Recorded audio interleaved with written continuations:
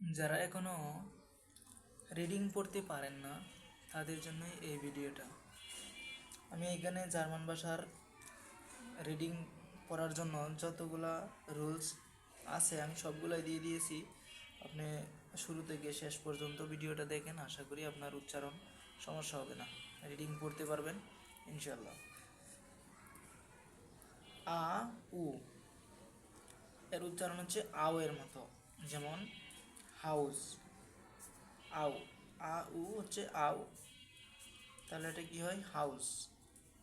তারপর সে হা, এই সে হা যদি আ ও উ এই তিনটা অক্ষরের পরে সে হা হয়, যেমন আ সে হা, ও সে হা, উ সে হা, তাহলে এর উচ্চারণ হবে ক এর মতো।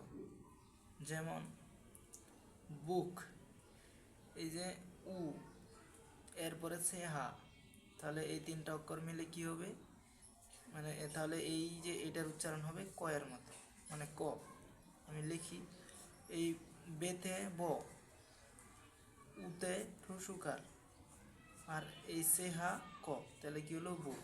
অর্থাৎ উ, এই যে এ, আ, ও, উ এই তিনটার পরে যদি সে হা হয়, তাহলে এই সে হার উচ্চারণটা হবে ক এর মতো। আর উতে রসুকার, এই উতে উকার। তারপরে আবার যদি ই, এ এই দুইটা অক্ষরের পরে, অর্থাৎ ই এবং এ এর পরে যদি সে হা হয়, সে হা, তাহলে এর উচ্চারণ হবে স এর মতো, তাহলে স এর মতো। যেমন ইস, এই যে ইস, অর্থাৎ আমি বললাম ই এবং এ এর পরে যদি সে হা হয়, তাহলে এই সে হা এর উচ্চারণ হবে স এর মতো, এই স এর মতো। যেমন ইস, ইসের তো আমি, এই ই হচ্ছে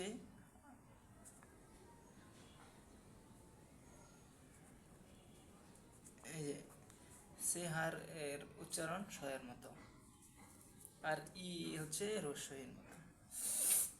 তারপর সেকা, সেকা এর উচ্চারণ ক এর মতো, যেমন বা কেন। তারপর ডে এস সে হা এর উচ্চারণ বর্গীয় জয়ের মতো, যেমন ডে এস সে হা, এটার জন্য বর্গীয় জ লিখলাম, ও এর জন্য রুসুকার দিলাম। এন গে, এই যে এটা আমরা জানি এন গে এর উচ্চারণ উনিষ্কার, এন গে এর উচ্চারণ উনিষ্কার। ডে এস এ হা এর উচ্চারণ হচ্ছে বর্গীয় জ, ইউতে এই উতে হচ্ছে রুসুকার, এন গেতে উনিষ্কার। আর জুং গেল, এই যে গেল, গেতে হচ্ছে গ, এতে একার, এলতে তো এলি, তে জুঙ্গেল। ডে সে হাতে কি হলো? বর্গীয় জ। তারপর ডেটে, ডেটে এর উচ্চারণ ট এর মতো, যেমন স্টার্ট, ডেটের উচ্চারণ স্টার্ট, মানে ডেটের উচ্চারণ হচ্ছে ট এর মতো। তারপর ই এ, সরি এ ই, এ ই এর উচ্চারণ হচ্ছে আয়ের মতো, এটা হচ্ছে এ, এটা ই, এর উচ্চারণ আয়ের মতো, যেমন হাইলেন, হাইলেন। তারপর এ উ এর উচ্চারণ হচ্ছে ও এর মতো, যেমন হয়টে, এই যে এখানে ও এর মতো উচ্চারিত হয়েছে, অই, অই, অই, হয়। তারপর ই এ এর উচ্চারণ দীর্ঘ এর মতো, যেমন জিবেন, জিবেন। তারপর এনগে এর উচ্চারণ ও এর মতো, যেমন জিঙ্গেন। তারপর এসে হা এর উচ্চারণ স এর মতো, যেমন শুন, শুন। এই যে তালে বস্য, উতে তো উকার, আর এটা দন্তন্য, শুন। তারপর টে এসে হা এর উচ্চারণ, টে এসে হা এর উচ্চারণ হচ্ছে চ এর মতো, টে এসে হার উচ্চারণ চ এর মতো, যেমন চুজ। এই যে টে এস এ হা, এই 4টে অক্ষর মিলে হয়েছে চ। চুইস, চুইস, চুষত্ব বাই, 4টে অক্ষর মিলে কি হয় চ। আর ইউতে রসুকার। তারপর আরো কিছু রুলস আছে, এগুলো হচ্ছে দিতেছি। এগুলো কিছু গুরুত্বপূর্ণ রুলস হচ্ছে, যেমন শব্দে, একটা শব্দ বা সিলেবলের প্রথমে যদি বে বসে, যেমন একটা শব্দ লিখলাম বার্ডেন, এটার প্রথমে বে বসছে, তখন এই বে এর উচ্চারণ কিসের মতো হয়েছে, বয়ের মতো হয়েছে, বা, বার্ডেন।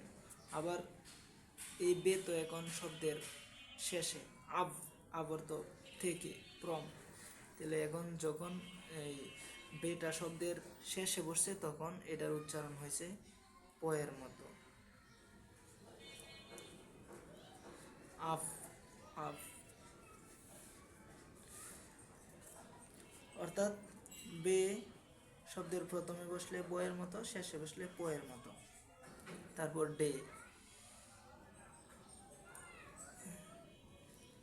ডে, এই ডে যদি শব্দের প্রথমে বসে, তাহলে কি হবে, ডয়ের মতো উচ্চারিত হবে, যেমন ডান ক্যান। এই ডে শব্দের প্রথমে বসছে, এই জন্য উচ্চারণ ডয়ের মতো। এবং এই শব্দটাতে ডে কোথায়, শেষে, এটার উচ্চারণ কীরকম হবে, টয়ের মতো। লান্ড, এখানে লান্ড হয়, লান্ড না, লান্ড। অর্থাৎ ডে যদি শব্দের শেষে হয়, উচ্চারণ টয়ের মতো।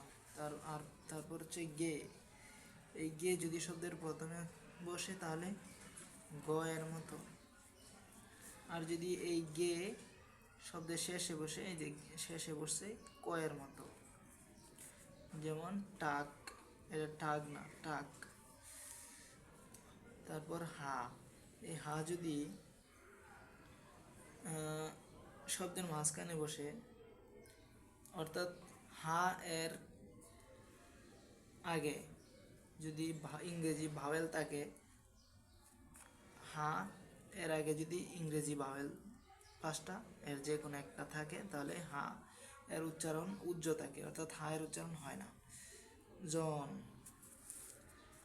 এখন হচ্ছে এস, এই এস এর পরে ইংরেজি ভাওয়েলের 5টার যে কোনো একটা যদি বসে, অর্থাৎ এস এর পরে যদি ভাওয়েল হয়, তাহলে এর উচ্চারণ কি হয়, বর্গীয় জ, যেমন জনে, জনে শুরুতে বসছে এবং এরপরে ভাওয়েল আছে, তাই এর উচ্চারণ, এস এর উচ্চারণ জ। তারপর এস এর পরে যদি কনসোনেন্ট থাকে, এই যে টে, টে তো আর ভাওয়েল না, এই জন্য এস এর উচ্চারণ কি হবে, তালব্য বর্ষ হবে, স হবে, উচ্চারণ হবে স, স্টার্ট। এখানে এস এর উচ্চারণ স হয়েছে, আর এখানে এস এর উচ্চারণ জ হয়েছে, যেমন হাউস। আবার এস যদি শব্দের শেষে থাকে, তাহলে উচ্চারণ চ হয়, এই যে হাউস, এটার উচ্চারণ কিন্তু চ হয়েছে। শুরুতে থাকলে এরপরে যদি ভাওয়েল থাকে, তাহলে জ হয়। আর যদি শুরুতে আর মাঝখানে নাই, অর্থাৎ এস এর পরে যদি ভাওয়েল থাকে, তাহলে উচ্চারণ, এস এর উচ্চারণ জ এর মতো হয়। এস এর পরে যদি কনসোনেন্ট থাকে, তাহলে স এর মতো হয়। এস যদি শব্দের শেষে থাকে, তাহলে চ হয়। আশা করি উচ্চারণের সকল রুলস দিয়ে দিলাম, এরপরে উচ্চারণের সমস্যা থাকবে না। ধারাবাহিকভাবে A1 এর সকল ভিডিও পাবেন, A2 সকল ভিডিও ফ্রিতে পাবেন ইনশাল্লাহ।